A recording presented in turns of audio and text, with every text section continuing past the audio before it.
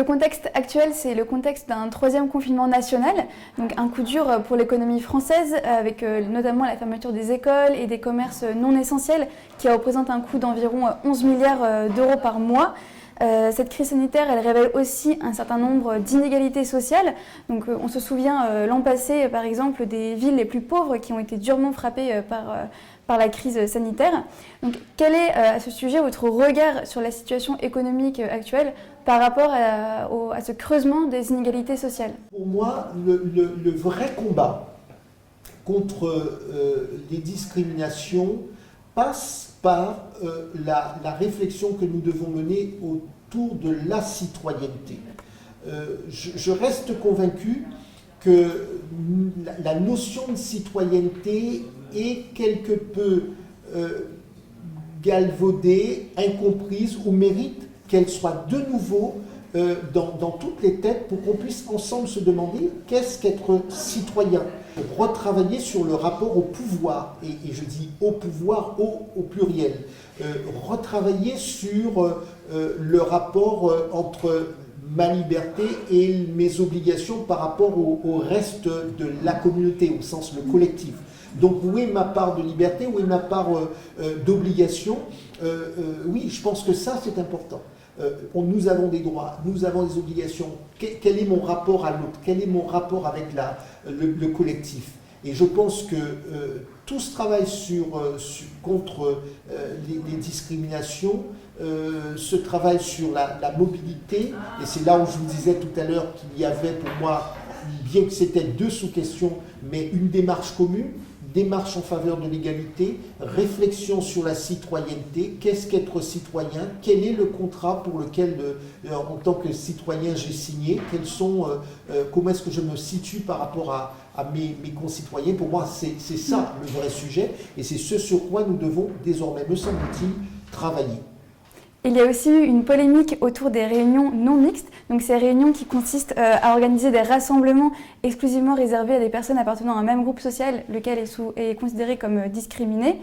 Il y a eu notamment la polémique autour de l'UNEF. Qu'est-ce que ça révèle selon vous et également, puisqu'on vous a entendu parler d'une fragmentation de la société française, quelles sont vos observations à ce sujet? S'il y a des groupes de parole, ce que je peux entendre, et je peux effectivement entendre que des victimes, quelles qu'elles soient, aient envie de parler, absolument. Pour autant, je pense que cela doit se faire avec le plus grand nombre, de manière à éviter que ce soit des groupes qui s'expriment ou qui réclament contre d'autres, mais tout simplement avec les autres. Voyez-vous, un certain nombre d'organisations internationales ont remarqué que la lutte pour l'égalité de genre, par exemple, ne fonctionnait de manière optimale, en tout cas le travail plutôt que lutte, ne fonctionnait de manière optimale que si ça se faisait que les femmes travaillaient avec les hommes sur la question de l'égalité de genre. Pour éviter effectivement que ce soit les femmes qui travailleraient contre les hommes, parce que de toutes les façons, vous devez faire avec l'autre. Et donc, de manière très opérationnelle, de mon point de vue, c'est une erreur. Je dirais que c'est une erreur également parce que, et c'est la raison pour laquelle je m'inscris en faux, je pense que précisément l'université est le moment, et nous avons parlé de fragmentation de la société, de fragmentation géographique, on voit à quel point aujourd'hui, chacun reste dans son quartier, reste dans son village, l'université donne la chance à un certain nombre de se retrouver. Et donc ce travail sur l'universalité, c'est là qu'il peut se faire. C'est à l'université qu'un certain nombre de jeunes, quel que soit leur milieu, quelle que soit leur origine sociale, quel que soit leur lieu de naissance, c'est à ce moment-là qu'ils peuvent se retrouver pour pouvoir débattre. Parce que précisément, le problème que nous avons en France, que l'on retrouve aux États-Unis, et qui est prégnant aux États-Unis, c'est que nous ne nous confrontons plus à l'autre, nous ne débattons plus avec l'autre, nous ne parlons qu'aux personnes qui nous ressemblent. Nous ne parlons qu'aux personnes de notre groupe. Et effectivement, ça, c'est une culture communautariste au sens la plus négative du terme, parce qu'effectivement, elle ne permet pas le dialogue. Et donc pour moi, alors même que l'université devrait être le lieu de débat, de confrontation, de challenge, voire de bataille âpre, parce que c'est ça aussi qui forge des convictions et qui forge les êtres humains, eh bien l'UNEF est en train de nous dire qu'on fera le chemin inverse, c'est-à-dire qu'on va cesser de parler aux autres, à l'autre, parce qu'ils ne seraient pas concernés. J'ajoute que, de mon point de vue, c'est une vue aussi théorique et je pense que nous sommes un certain nombre à mieux connaître, à mieux comprendre et mieux connaître les questions liées à la discrimination, en tout cas sur le phénotype, que les responsables de l'UNEF. Je vous dirais en effet que je ne vois pas pourquoi une personne qui ne serait pas noire ou arabe serait moins apte à parler, à écouter sur ce sujet-là. Et je pense que c'est une vue de l'esprit. Il m'arrive de faire des conférences dans certaines universités américaines et beaucoup de jeunes, y compris en allant, non pas seulement dans les universités, mais dans des milieux très populaires, avec des jeunes de quartier aux États-Unis, des jeunes noirs qui me disent « Nous aimons bien l'idée que vous faites en France qu'on est français avant d'être une couleur de peau. » Et je pense que cela, plus que jamais, nous ne devons pas l'abandonner.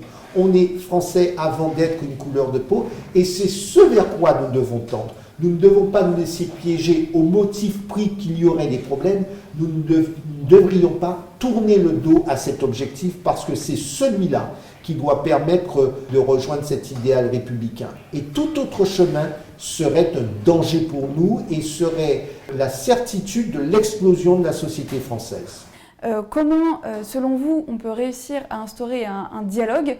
Est-ce que, selon vous, il y aurait une approche différente à privilégier?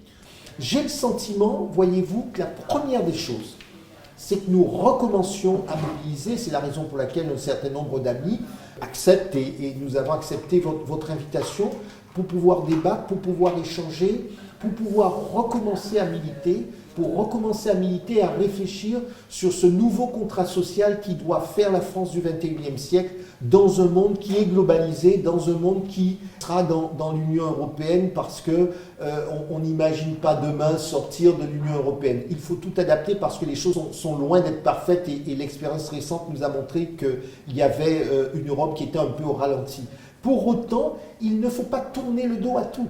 Donc la première chose, c'est véritablement recommencer à militer. Chacun d'entre nous a l'obligation, là où il est, dans son groupe, aussi petit soit-il, chacun d'entre nous, avec un certain nombre d'acteurs, c'est ce que nous avons décidé de faire de semaine en semaine. Nous avons de plus en plus de personnes qui viennent, je vous dis, d'origines, de régions différentes, de milieux sociaux, professionnels différents et qui nous disent on va continuer à faire ce qu'il faut pour pouvoir sauver, prévenir notre pays de tout éclatement. Merci beaucoup, Monsieur Beaujour. Merci. Pour cet échange. Merci à vous.